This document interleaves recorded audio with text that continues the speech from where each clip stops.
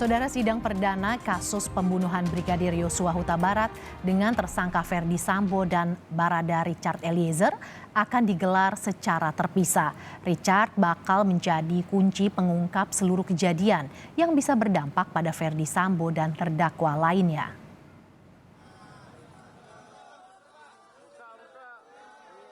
Sidang perdana Barada Richard Eliezer digelar pada Selasa 18 Oktober 2022.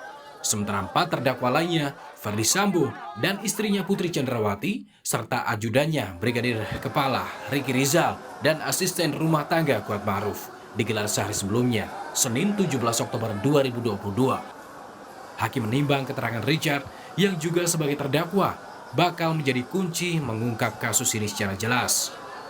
Peran Richard ini sebagai justice kolaborator atau mengungkap fakta sejak di penyidikan dianggap penting dan tidak bisa dicampur dengan keterangan terdakwa lain. Ya, tentu saya bisa memahami ya apa sikap hakim untuk menentukan sidang ini secara khusus terpisah dari yang lain karena memang Eliezer ini sebagai terdakwa yang melakukan. Hanya nanti melakukannya itu disebabkan oleh hal apa? Perintah atau karena apa? Ini yang hakim akan mendalami ini. Jadi kebetulan yang bersangkutan sangat kooperatif dalam kasus ini dan akan terbuka dengan mengajukan GC. Nah, justru GC inilah hak hakim, bukan jaksa atau LPSK. LPSK dan jaksa itu hanya menghantar, memberi rekomendasi. Penentunya adalah hakim. Kan ternyata banyak GC dalam semua perkara lain juga digugurkan oleh hakim karena tidak mempunyai dampak yang bisa membantu lancarnya persidangan ini. Posisi Richard yang sebagai pengungkap fakta dianggap perlu diperdalam hakim sebagai bahan dalam mengadili terdakwa lainnya. Oleh karena GC ini mesti betul-betul dia berperan sebagai orang yang bekerja sama dengan pengadilan, mau membuka yang jujur apa yang terjadi. Ini kan berdampak kepada pihak lain atau pelaku yang lain sehingga dikhawatirkan juga bisa terjadi nanti konflik. Soal pemisahan jadwal sidang, kuasa hukum Barada Eliezer, Roni Talapesi, tak mempermasalahkan.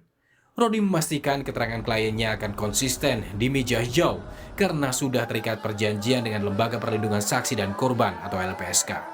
Dari pendampingan dari LPSK juga menyampaikan bahwa klien saya ini konsisten karena kami ada perjanjian antara Barada E dengan LPSK, itu ada perjanjian tertulis.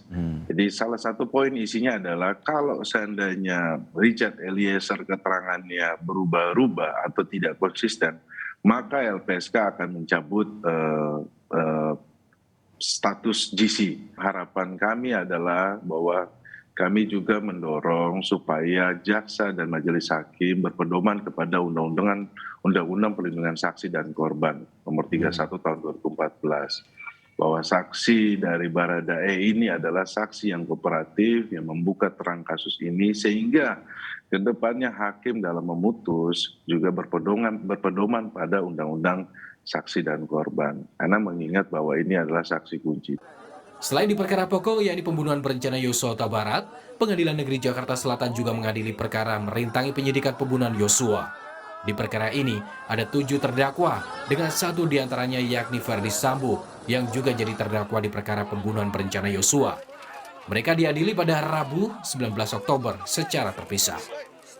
Tim Liputan Kompas TV.